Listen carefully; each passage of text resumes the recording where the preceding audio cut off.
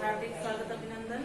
हम पढ़ रहे हैं तृतीय जो कक्षा 9 के लिए और आज हमारा गद्य वाय का अध्याय है नंबर 6 प्रेमचंद के फटे जूते और इसके लेखक है हरिशंकर प्रसाई।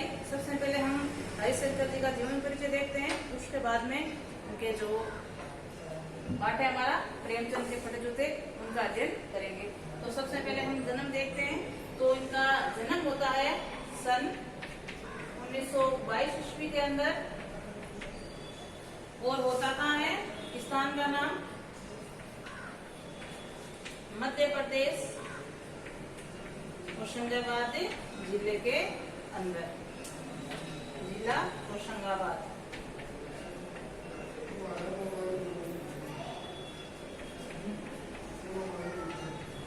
जन्म होता है और इन्होंने जबलपुर से एक पत्रिका निकाली थी जिसका नाम था वसुधा, काफी प्रसिद्ध रही है।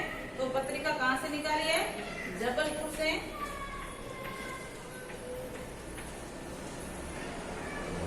वसुधा पत्रिका का नाम है पत्रिका।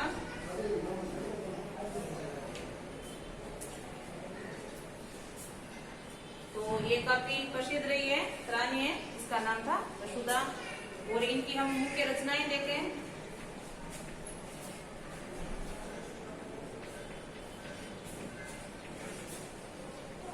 तो मुख्य रचनाओं के अंदर हम हंसते हैं रोते हैं,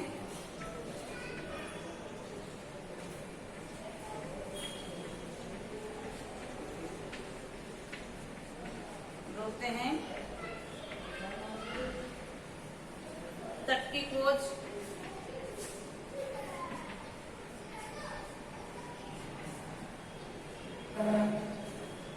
तब की बात और थी,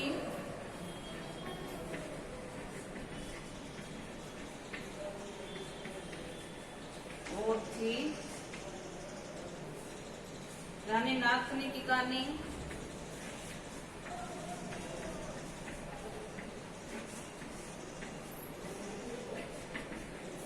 ये थी इनकी कुछ मुख्य रचनाएं। अब हम उनका निधन देखें तो हरिशंकर जी का निधन होता है 1995 ईस्वी के अंदर। तो ये था हमारे जी का जीवन परिचय हरिशंकर प्रसाई जी का।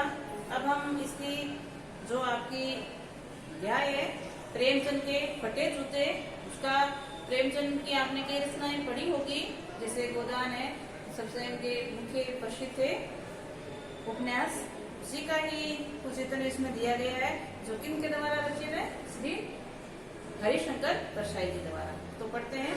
प्रेमचंद का एक चित्र मेरे सामने पत्नी के साथ फोटो खिंचा रहे थे, सिर पर किसी मोटे कपड़े की टोपी। ये प्रेमचंद जी का विवरण या उनका पहनावा का वर्णन दे रहे हैं। तो मोटे कपड़े की टोपी, कुर्ता और धोती पहने हैं, कनपट्टी चिपकी है, गालों की हड्डियां उभर आई है, पर घनी मुंचे चेहरे का भरा बतलाती है। पाँव में कैनवस के जूते हैं जिसे बंदे बेहतरीन बंदे हैं, लापरवाही से उपयोग करने पर बंद के सिरे हर की लहरें पतली निकलती जा रही है और छेदों के बंद डालने में परेशानी होती है, तब बंद कैसे किया जा सकता है। जूतों की जो कशे होती है उनका वर्णन बताया गया है। लापरवाही कारण वो अंदर से जो छेद है उसके अंदर ने डालकर ऐसे ही बंधे हुए हैं। दाहिनी पाँव का जूता ठीक है, मगर बाएं जूते का बड़ा छेद हो गया है जिसमें अंगुली बाहर निकले आई है। मेरी दृष्टि इस जूते पर अटक गई और सोचता हूँ फोटो खिंचाने का अगर ये पोशाक है तो पहनने की कैसी होगी। नहीं, इस आदमी ने अलग अलग पोशाकें नहीं होगी, इस पोशाक बदलने का गुण ही नहीं है, ये जैसा है वैसे ही फोटो खिंचा लेता है। ये जब अपना अनुभव बता रहे हैं हरिशंकर प्रसाई जी, कहते हैं कि हो सकता है इसकी ये पोशाक ही रही होगी या ऐसे ही पहनते होंगे, या ये हो सकता है फोटो और हमेशा एक ही पोशाक पहनते हैं, ना कि फोटो खिंचाते समय अलग ही इनकी बदली जा सके। मैं चेहरे की तरफ देखता हूँ तो क्या तुम मालूम है मेरा साथी कुर्ते भी इनका जूता फट गया है और अंगुली बाहर निकल आई है। क्या तुम्हें इनका जरा सा भी एहसास नहीं है, जरा लज्जा संकोच या झेप नहीं है? क्या तुम इतना भी नहीं जानते कि धोती थोड़ी नीचे खींच ले, अंगुली ढक सकती है, मगर फिर भी तुम्हारे चेहरे पर बड़ी बेपरवाही, बड़ा विश्वास और फोटोग्राफ ने जब रेडी प्लीज कहा होगा तब परंपरा के अनुसार तुमने मुस्कान लाने की कोशिश की होगी। दर्द के गहरे कुएं के तले कई बड़ी मुस्कान धीरे धीरे खींचकर ऊपर निकल रही होगी। बीच में क्लिक करके फोटोग्राफ ने थैंक यू कह दिया होगा। विचित्र ये अनूठी मुस्कान है, ये मुस्कान ही उसके उपवास का व्यंग्य है।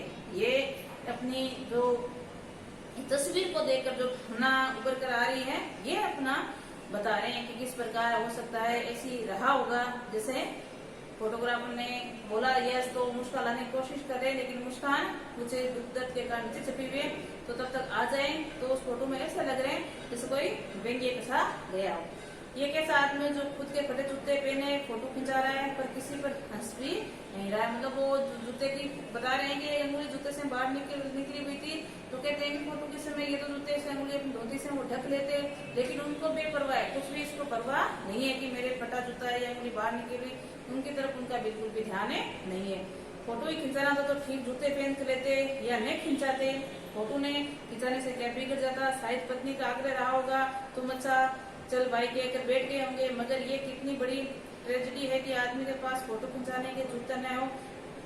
मैं तुम्हारी ये फोटो देखते तुम्हारे क्लेश को अपने भीतर महसूस करके जैसे रो पड़ना चाहता हूँ, मगर तुम्हारी आंखों का ये तीखा दर्द भरा व्यंग्य मुझे एकदम रो के देता है।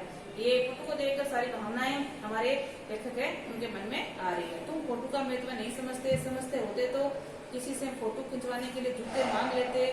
मांग के कोर्ट के वर्ग दिखाई करते, और मांगे तो मोटर से बारात निकल जाती है। फोटो खिंचवाने के लिए बीबी तक मांगने जाती है, तुमने जूते नहीं मांग सके।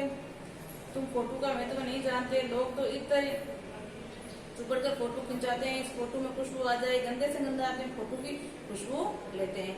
टोपी 8 आने मिलती है और जूते इस जमाने में 5 रुपए में कम में क्या मिलते होंगे। जूते हमेशा टोपी से कीमती रहे हैं, अब तो जूते की कीमत और बढ़ गई है। एक जूते पर 2500 टोपियां नौछावर होती है। तुम भी जूते और टोपी में अनुमानित मूल्य के मारे हुए हो। ये विनम्र है कि तुम्हारी तीव्रता से पहले कभी नहीं चुभी होगी जितनी आज चुभी है। आज मैं तुम्हारे फटा जूता देख रहा हूँ। तुम महान कथनाकार, उपन्यास सम्राट, युग परिवर्तक, जाने क्या क्या कहलाते हो, मगर फोटो में तुम्हारा जूता फटा हुआ है। आपने प्रेमचंद की कई कहानियां उपन्यास पढ़े होंगे, कितने प्रसिद्ध रहे हैं। तो ये हमारे कवि है शंकर जी, वो कह रहे हैं कि तुम कितने बड़े कथनाकार हो, उपन्यासकार हो, फिर भी इस प्रकार के जूते, फटे जूते हैं जिसमें आप फोटो खिंचवा रहे हो। मेरा जूता भी कोई अच्छा नहीं है, ये ऊपर से अच्छा दिखता है, अंगुली बाहर नहीं निकली है, पर अंगूठे के नीचे तला फटा है। अंगूठा जमीन का घिसता है और पेनी मिट्टी कभी रगड़ खाकर लुआ हो जाती है। मेरा तला गिर गया, पूरा पंजा छिल गया, मगर अंगुली बाहर नहीं निकली। तुम्हारी अंगुली दिखती है तो पाँव सुरक्षित है, मेरी अंगुली ढकी है पर पंजा नीचे घिस रहा है। तुम पर्दे का महत्व नहीं जानते, पर पर्दे पर कुर्बानी हो रही है। ये अपनी बात बता रहे हैं कि आपकी तो अंगुली बाहर निकल गई है, लेकिन नीचे का तला अच्छा है, इसलिए आपका पैर सुरक्षित है। लेकिन मेरा इससे उल्टा है, अंगुली सुरक्षित, ऊपर का भाग नहीं नजर आ रहा है, लेकिन नीचे का तला नहीं है। इसीलिए कहते हैं कि पर्दे के पीछे कुछ कुर्बानियां भी देनी पड़ती है। तुम फटा जूता बड़े ठाट बाट से पहने हो, ऐसे नहीं पहन सकता। फोटो तो जिंदगी भर इस तरह ही नहीं खिंचाऊंगा, चाहे कोई जीवन बिना फोटो के ही छप जाए। ये अपना अनुभव बता रहे हैं कि मैं किस प्रकार के फटे जूते में फोटो नहीं खिंचवाऊंगा। अगर ना खिंचवाने पड़े या पूरा जीवन मेरा ऐसा भी बीत जाए तो मुझे कोई अफसोस नहीं होगा।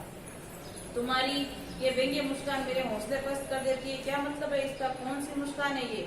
क्या होरी का गोदान है क्या? ये जो उनका उपन्यास है गोदान, उसमें होरी की एक कहानी आती है, आपने पढ़ा होगा, उसी से ही ये बात कह रहे हैं। क्या होरी का गोदान है क्या? क्या पूस की रात में नील गाय हुलकू के खेत चढ़ गई? इसी में ही ये जो नील गाय पूस है कहानी आती है, तो उसकी बात कह रहे हैं कि ऐसी क्या घटना घटित हो गई क्या तेरे साथ, जैसे हीरो के साथ हुई थी, तो तेरी ऐसी स्थिति आ गई है। क्या सुजान भगत का लड़का मर गया क्योंकि डॉक्टर क्लब छोड़कर नहीं आ सकते थे? नहीं, मुझे लगता है मर्द औरत के कफन के चंद की साथ पी गई, वही मुस्कान मालूम होती है। जो उनकी गोदान की कहानी है उससे संबंधित आपको बातें बताई जा रही है। ये गोदान की आप कहानी आप पढ़ोगे तब आपको अच्छी तरह समझ में आ जाएगा। मैं तुम्हारा जूता फिर देखता हूँ कैसे फटा हुआ है। मेरी जनता लेखक क्या बहुत चक्कर काटते हैं, क्या बनियान के तगादे बसने के लिए मील 2 मील तक चक्कर लगाकर घर लौटते हैं। चक्कर लगाने में जूता फटता नहीं, घिस जाता है। कुमन दास का जूता भी फतेहपुर सीकरी जाने अनजाने में घिसा हुआ था। ये बड़ा पछतावा। उसने कहा, आवत जात पहना घिस गई, बिसरा गया नहीं हरि नाम। ये उनके प्रति पंक्ति है। क्या आने जाने से मेरे पैर घिस गए या मेरे मोचरी घिस गई, लेकिन हरि का नाम हमें प्राप्त या बिसर गए। और ऐसे बुलाकर देने वाले के लिए कहा, जिसने देखे दुख उपजात है, तिनको कर वो पैर सलाम। चलने में जूता घिसता है, पड़ता नहीं। तुम्हारा जूता कैसे पड़ गया? मुझे लगता है तुम किसी सख्त चीजों को ठोकर मारते रहोगे। कोई चीज जो परत पर परत सदियों से जमी हुई है, उसे शायद तुम ठोकर मारकर अपना जूता फाड़ दिया। कोई टीला जो रास्ते में खड़ा हो गया, उसे तुमने अपना जूता आजमाया होगा। मतलब वो जो हमारे लेखक हैं, वो जूते की ही और ध्यान आकर्षित है उनका, और बार बार जूता क्यों फटा है, यहाँ की तह तक वो जाना चाहते हैं। तो अपने ही विचार प्रकट कर रहे हैं कि हो सकता है तुमने कठोर वस्तु पे ठोकर मारी होगी, जिससे जूता फट गया होगा। अगर लगातार कई मील पैदल चले हो, लेकिन चलते चलते जूता नीचे से घस जाता है, लेकिन ऊपर से जल्दी से नहीं फटता। तुम्हारे जूते में ऐसी क्या कारण रहा होगा जो तुम्हारी जूता ऊपर से फटकर तेरी उंगली बाहर निकल आई है। तो ये सारी अपनी जो भावनाएं वो व्यक्त कर रहे हैं। तुम इसे बचाकर अपने बगल के निकल गए होंगे, टीले समझते होंगे। सभी नदियां पहाड़ थोड़े ही फोड़ते हैं, और रास्ता बदलकर घूमकर ही तो चले जा सकते हो। मतलब ये उनको कह रहे हैं कि हो सकता है ऐसे रास्ते से गुजरे हो जहाँ कठोर या ठोकर लगी हो, लेकिन तुमने रास्ता भी बदल सकते हो। तुम समझौता कर नहीं सकते। क्या तुम्हारी भी यही कमजोरी थी जो हीरा को ले डूबी? वही नेम धर्म वाली कमजोरी। नेम धर्म उसकी भी जंजीर थी। ये जो उसमें उदान में कहानी है होरी की, उसकी बात बता रहे हैं। वो अपने कर्तव्य या नेम धर्म जिसको बोलते हैं, जो अपने धर्म को निभाने वाला हो, तो उस पर अटक रहा। उसकी ये कमजोरी थी, इसीलिए उनकी ऐसी दशा हुई थी या दुर्दशा हुई थी। मगर तुम जिस तरह मुस्कुरा रहे हो, उसे लगता है कि शायद नेम धर्म तुम्हारा बंधन नहीं था, तुम्हारी मुक्ति थी। तुम्हारी ये पांव की अंगुली मुझे संकेत करती सी लगती है, जैसे कि तुम घृणित समझते हो। उसकी तरफ हाथ ही नहीं किया, पांव की अंगुली के इशारा कर रहे हो। क्या तुमने उसकी तरफ इशारा कर रहे हो जिसने ठोकर मारते मारते तुम्हारा जूता फाड़ दिया? ये तस्वीर की बात ही बता रहे हैं। उसमें वैसा उनको लग रहा है कि ये किसी तरफ में इशारा कर रहे हैं। तो हमारे लेखक कह रहे हैं कि हो सकता है इशारा तुम उस तरफ करो जिसने तुम्हारे जूते को फाड़ दिया है, जिसमें तुम्हारी अंगुली एक बार निकल गई। मैं समझता हूँ तुम्हारी अंगुली का इशारा ही समझा है, ये व्यंग्य मुस्कान की ही समझता हूँ। पर क्या हम पर सभी हंस रहे हैं?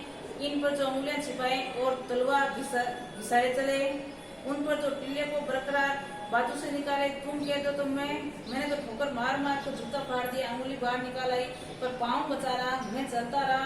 मगर तुम्हें अंगुली को ढांकने की चिंता में तलवे का नाश करते रहे। तुम चलोगे ऐसे? ये जो कहने का तात्पर्य, हम दिखावेपन से विश्वास नहीं कर रहे, हमारे अंदर जो मुख्य बात है उन पर ध्यान दें। यही बात ये कवि बताना चाह रहा है कि मेरा, जैसे मैंने बताया कि तल्ला घस गया है, तो तल्ला घसने के कारण हमारा पाँव को नुकसान होगा। अगर ऊपर का जूता फटा, अंगुली बाहर निकली है, तो हमारा पाँव सुरक्षित रह सकता है। मैं समझता हूँ कि तुम्हारे फटे जूते की बात समझता हूँ, अंगुली का इशारा समझता हूँ, तुम्हारे व्यंग्य मुस्कान को समझता हूँ। उस तस्वीर को देखकर ही हरिशंकर प्रसाद जी ने ये पूरा वर्णन किया है। उस तस्वीर के बारे में, या उस तस्वीर में जो फटे जूते उनको नजर आए, उसके फटे जूते का क्या कारण रहा, ये उसके विचार या उनके विचार बार बार आ रहे हैं, जो विचार हमारे सामने उन्होंने प्रकट किए। तो ये लेसन आपका यहाँ समाप्त होता है। इससे संबंधित कुछ क्वेश्चन है, जैसे हरिशंकर प्रसाद ने प्रेमचंद के जो स्वचित्र हमारे सामने प्रस्तुत किया है, उसमें प्रेमचंद की कौन कौन सी व्यक्तित्व विशेषता उभर कर सामने आती है। तो उसमें हम देखें तो प्रेमचंद दिखावटपन में विश्वास बिल्कुल नहीं करते थे।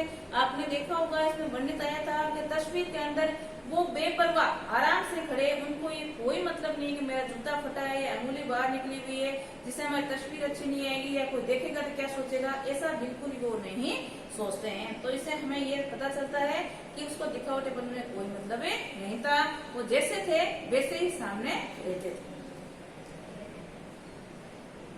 और जैसे पाठ के एक जगह पर लेकर सोचता है कि फोटो खिंचाने के अगर ये पोशाक है तो पहनने कैसी होगी, लेकिन अगले ही पल ये सोच लेता है कि ये आदमी जैसा है वैसा ही है। मतलब ये जो हमारे लेखक हैं हरिशंकर प्रसाद, ये सोचते हैं कि ऐसी एक पोशाक है इसकी पहनने की, अगर ऐसी पोशाक है फोटो के अंदर तो पहनता कैसा होगा। मतलब इसे बेटा फटा वाला हार पहनता होगा, फिर अगले ही पल ये विचार कर लेता है कि हो सकता है ये आदमी एक सा ही हो, जैसा पहनता है वैसी अपनी तस्वीर बनवाई होगी या खिंचवाई होगी, तो उसमें वो अंतर नहीं रखता होगा, जैसा है वो सभी के सामने देता है।